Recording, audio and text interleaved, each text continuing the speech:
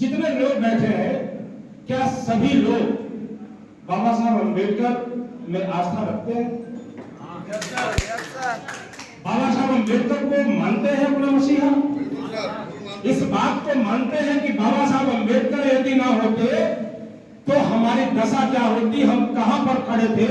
जिन लोगों को इतिहास पता है उन्हें तो मालूम है, और जिनको अपना इतिहास नहीं पता है वो अपना इतिहास पता कर ले। हो सकता है कि हमारे तमाम नौजवान युवा साथियों को नहीं पता है कि यदि बाबा साहब अम्बेडकर ना होते, यदि बाबा साहब अम्बेडकर इस दुनिया में ना आए होते तो कीड़े मकोड़े की जीवन जिंदगी जी रहे थे और उससे बाहर नहीं निकल पाते। आप इंसान होकर के भी इंसानों जैसा जीवन नहीं जी पा रहे थे। इसलिए मैं इस बात को कह रहा हूं कि बाबा साहब अम्बेडकर में आस्था रखते हो तो निश्चित रूप से, अगर बाबा साहब अम्बेडकर में आस्था रखते हो तो फिर मानव मसीहा कांसीराम साहब में भी आस्था जरूर आपकी होगी। अगर है तो आप लोग हाथ उठा करके अपनी सहमति दीजिए कि मानव मसीहा कांसीराम साहब में भी अगर आपकी आस्था है, और अगर मानव मसीहा कांसीराम साहब में आस्था है तो बहुजन समाज पार्टी में आपकी आस्था जरूर होनी चाहिए। बहुजन समाज पार्टी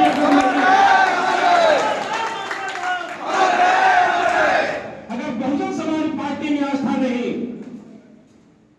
तो इस बात को मैं साबित कर सकता हूं और पूरे दावे के साथ कहता हूं कि बहुजन समाज पार्टी में आस्था नहीं, आदरणीय बहन कुमारी मायावती जी में आपकी आस्था नहीं, तो आप बाबा साहब अम्बेडकर के मिशन मूवमेंट के दुश्मन में, आप बाबा साहब अम्बेडकर के हितैषी नहीं।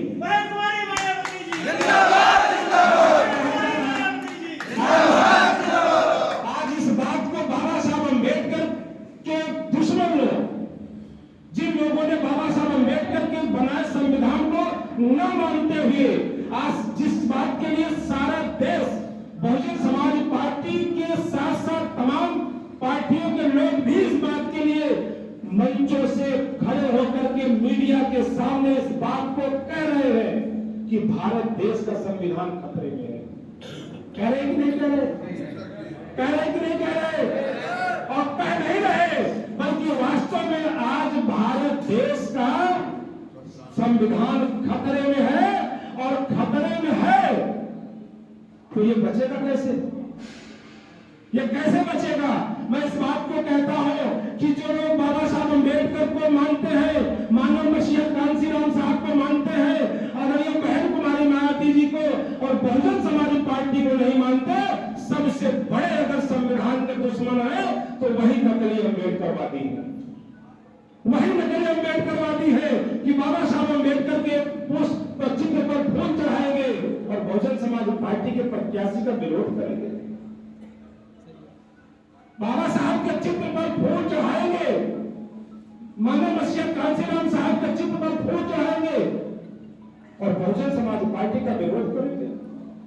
निश्चित रूप से सम्मानित साथियों, यहाँ पर जितने भी साथी बैठे, सीनियर जूनियर, हमारे जो पिता तुल्य बुजुर्ग बैठे हैं, नौजवान साथी बैठे हैं, आपको अपना इतिहास जानना चाहिए। आपको अपना इतिहास जानना चाहिए, अपने इतिहास को पढ़ना चाहिए। सम्मानित साथियों, आज आपको जो ये वोट देने का अधिकार मिला है, आज जो आपको ये वोट देने का अधिकार मिला है, ये कोई आपको कहीं से उपहार में नहीं मिला है, कहीं से आपको ये गिफ्टेड नहीं है। इसके लिए बाबा साहब अम्बेडकर ने रात दिन एक सेंटीमीटर पर लंबा संघर्ष करने का काम किया। एक सेंटीमीटर पर लंबा संघर्ष करके सम्मानित साथियों, और ऐसे नहीं केवल संघर्ष ही नहीं, बल्कि सम्मानित साथियों, केवल अपनी जिंदगी नहीं, केवल अपनी जिंदगी नहीं, बल्कि अपने चार औलादों को बिना दफन करके सम्मानित साथियों, इतनी लंबी कुर्बानी देकर के हमें आपको मान सम्मान के साथ उठा करके जीने का अधिकार देकर के बाबा साहब अम्बेडकर गए हैं। और आपको आज जब वोट देने का अधिकार मिल गया तो आज आप वोट को कीमत नहीं समझ पा रहे, वोट की ताकत को नहीं समझ पा रहे। मानव मसीहा कांसीराम साहब ने हमें आपको गांव गली जा करके जगाने का काम किया, गांव गली जा करके हमें आपको बताने का काम किया कि वोट को पहचानो, वोट तुम्हारी किस्मत है, वोट तुम्हारा भाग्य है, वोट के बल पे तुम अपनी व्यवस्था बदल सकते हो, वोट का तुम्हें किसी के साथ सौदा नहीं करना चाहिए। माननीय मसीहा कांसीराम साहब ने कहा कि वोट दो धारी तलवार है। बहुत स्पष्ट समझाया था मानव साहब ने कि वोट दो धारी तलवार है। अगर इसका सीधा प्रयोग करोगे, इसका सही प्रयोग करोगे तो दुश्मन का गला कट जाएगा, और अगर इसका गलत प्रयोग कर दोगे तो तुम्हारा खुद का गला कट जाएगा। साहब ने वोट के बारे में समझाया था, बताया था। और इतना ही नहीं, साहब ने यह भी कहा था कि इस दुनिया में, धरती पर, इस विश्व में, इस दुनिया में वोट से ज्यादा शक्तिशाली कोई चीज नहीं है। वोट से ज्यादा शक्तिशाली कोई चीज नहीं है, और वोट की कीमत बराबर है। वोट से ज्यादा शक्तिशाली कोई चीज नहीं। जैसे आज भारत देश का सबसे शक्तिशाली व्यक्ति कौन है? देश का प्रधानमंत्री। कैसे बन गए भाई? कैसे बने? वोट से बने, वोट की ताकत से। और वोट की बराबरी, जितना आपके वोट की, जितना आपके, उतने ही वोट की बराबरी देश के प्रधानमंत्री की। बराबरी तो है कि कम ज्यादा है?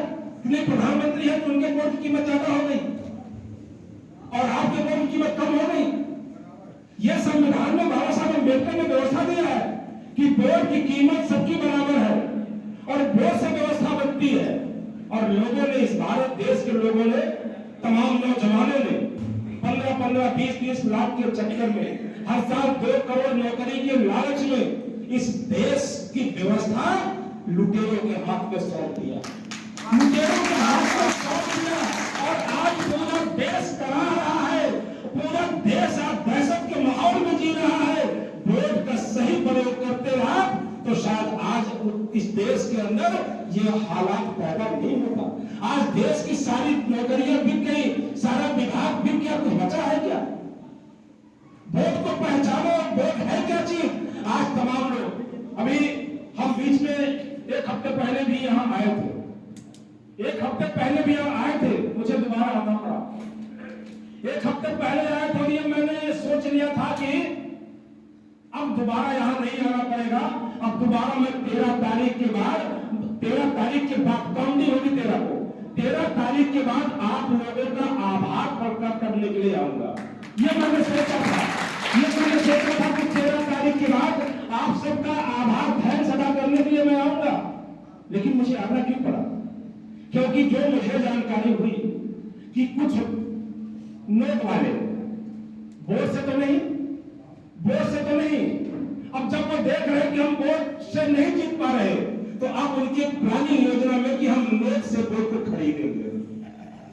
नोट से वोट को खरीदने की साजिश करने वाले लोग, माननीय कांशीराम साहब ने कहा था, जिन लोगों ने साहब का कैडर लिया होगा, हम लोग रात रात तक कैडर लिया करते थे साहब का। आपकी कीमत, वोट की इज्जत आबरू से साहब ने बताया है। ये इज्जत आबरू बेची जाती है क्या भाई? इज्जत आबरू बेचने की चीज है?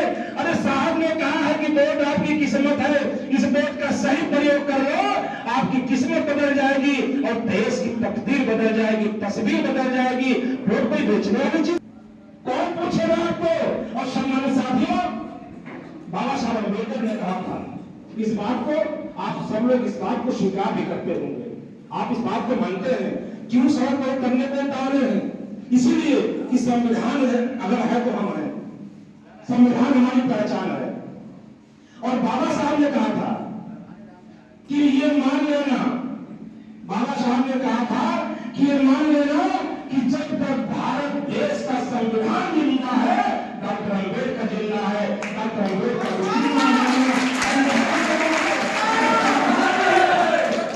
संविधान जिंदा है, तो बाबा साहब डॉक्टर अम्बेडकर जिंदा है। और माननीय कांशीराम साहब ने कहा था कि जब तक ये नीला झंडा हाथी निशान जिंदा है, ये मान लेना कि कांशीराम जिंदा है।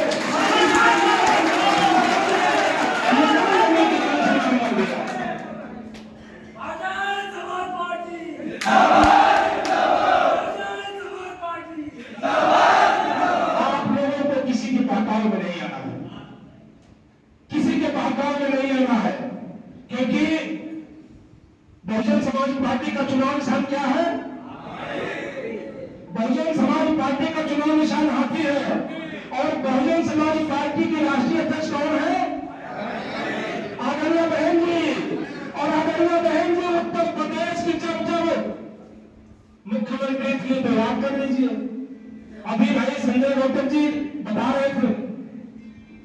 सोच रहा था कि अमैया बहन जी के शासनकाल की उपलब्धियों के बारे में कादरी साहब चर्चा शुरू कर दे तो हमें नहीं लगता कि वो 4 घंटे में हम लोग बता पाएंगे, नहीं लगता तो 4 घंटे में बता पाएंगे। लेकिन मैं ये कहता हूं जरूर कि अमैया बहन कुमारी नाथ जी जब सत्ता में होती है तो गांव का हर किसी भी गांव का, किसी नगर पंचायत का, कहीं का भी पूरे प्रदेश का जो सबसे कमजोर व्यक्ति होगा, जो गांव में जो सबसे कमजोर व्यक्ति होगा, उसके ऊपर भी उस क्षेत्र का बड़ा सा बड़ा गुंडा माफिया आंख उठाने की हिम्मत नहीं करता। ये सम्मानित साथियों बहन कुमारी नाथ जी का शासनकाल था। पूरे प्रदेश के अंदर ऐसा कोई विभाग नहीं, अरे गिनाना क्या, कौन सा विभाग रहेंगे, कौन सा विभाग में रहेंगे, ऐसा कौन सा विभाग है जिस विभाग में और बहन कुमारी नाथ जी के अपने शासनकाल में पक्की नौकरी देने का काम नहीं किया है। सारे विभागों में सम्मानित साथियों बड़े पैमाने पर बहन कुमारी नाथ जी ने सरकारी पक्की नौकरी देने का काम किया है।